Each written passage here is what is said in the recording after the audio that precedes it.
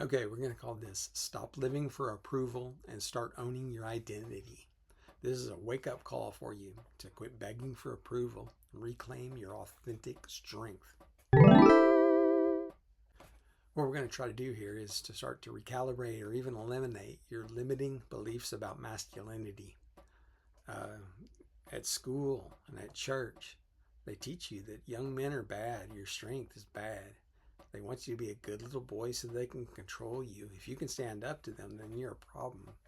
The problem is, how is that working out for you?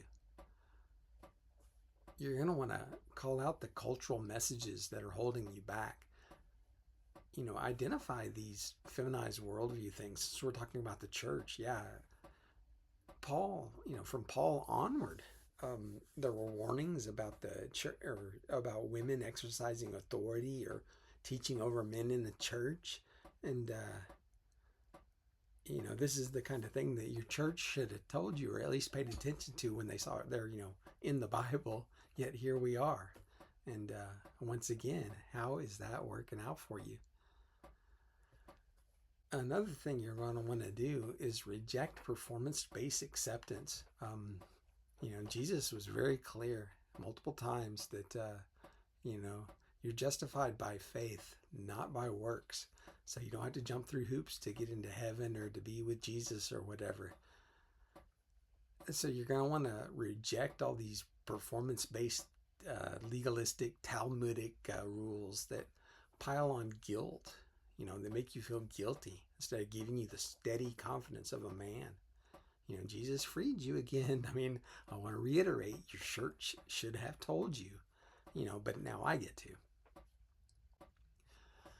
Also, you're going to want to build your self-worth from the inside out. Like you want to build your character. You want to build your inner strength. You want to stop chasing that validation from others.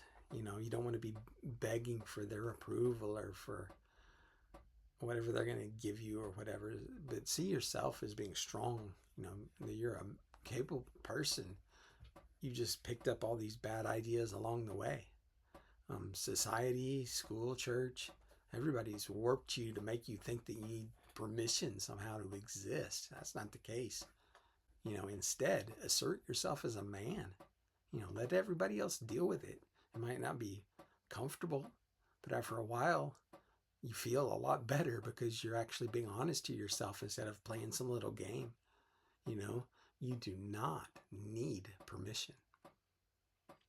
Okay, so like, subscribe, follow, share, all those good things.